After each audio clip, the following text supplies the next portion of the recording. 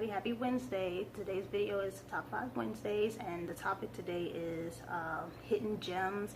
These are the books that you really like, but it doesn't get a lot of hype in mainstream bookish fandom, whatever you want to call it. So we're just going to jump right into it.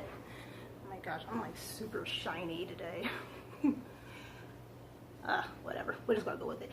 These are in no particular order. I'm just gonna grab and go, and the first one we're gonna do is anything written by Kelly Armstrong. For those of you who've been on my channel for a while know that this is my all-time favorite author. Now I'm thinking the fact that she's a Canadian author is probably why we don't hear a lot about her books here in the US. I mean, but they are popular sellers, but 9 times out of 10, if I go into a bookstore to buy one of her novels, it's not there. I always got to order it. I actually found this one at a Dollar Tree, and I was super hyped when I found it. This is part of the Canesville novels, and you guys heard me rave about that series all over BookTube, at least on my channel. I absolutely love it. So yeah, any Kelly Armstrong book should be rated 5 stars and above, and everybody should be reading it.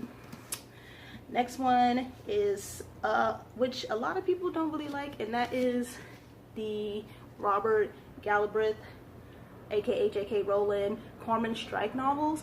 I love these books, and I'm not really a big mystery buff. I don't really read mystery novels, and that's what these are. And I am so into the characters, so into the story, and you bet your ass I'm trying to like figure out who the murderer is, and I've got it wrong all 3 times. There's 3 books in the series right now. This is the last one, Career Evil. The next one comes out, I believe, later this year. I think I saw it on Goodreads. The title, there's no cover for it, but I think the title was on there, and I can't even remember the name of that.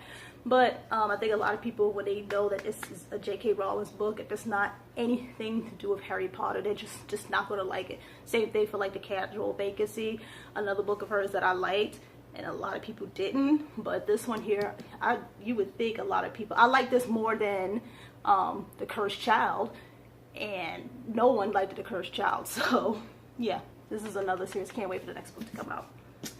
Next up, we have another one of my favorite authors, and that is Shelby the Bloodlines. You also know her from the Vampire Academy novels.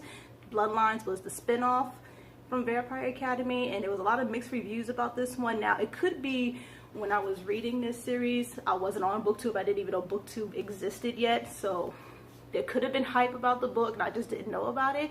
But this was one of those spin-offs to me that it's still its own separate story, but you still kind of get the reminiscence of the original story that it was spun off of.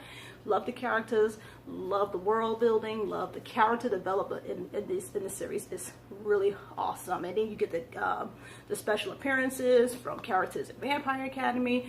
So I just think it was really good. This is the first book. The last book, The Ruby Circle, was just awesome, and it kind of ended openly where I'm hoping that she might do another series, a spin-off of this series. So if she does, that would be awesome. Great, love it. Next we have Fallen Kingdoms by Morgan Rhodes, another series a lot of mixed reviews on, but this one you either hate it or love it. I love it. A lot of people think it's just too fast, too much crap is happening, the story's not really written well.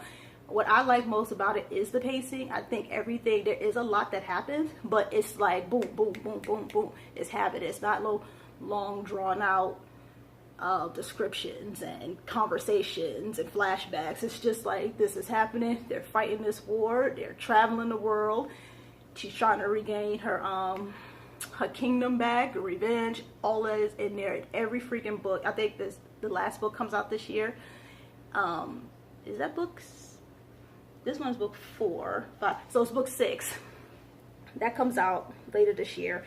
And I can't wait to read it, because it was like the most epic finale, the last book, whereas it's like, okay, you gotta kind of wrap this series up. But either way, I cannot wait to read that one either. And last but not least, we have this gem here, The Forbidden Wish, and I'm going to butcher the last name as always, by Jessica Corey. This is actually a Latin retelling from the genie's perspective, and the genie is female. It's not really so much as a love story. It more focuses on, like I said, the genie aspect, about where she comes from, and it goes into it just goes into like the history of genies. Why are there genies, and there's evil genies, and you know, she's running around with Aladdin. Aladdin is pretty much the same in this book as he is portrayed in like movies and other retellings, but just to get from the genie's perspective. And she was female, which is to me always gonna be kick-ass females. Was great, awesome. This book was a quick read, 5 out of 5 stars. You need to read this one. Okay, so that's it. That's all I have for you guys today. Top 5 Wednesdays, Hidden Gems. Thank you so much for watching. I will catch you guys in the next video. Until then, keep reading.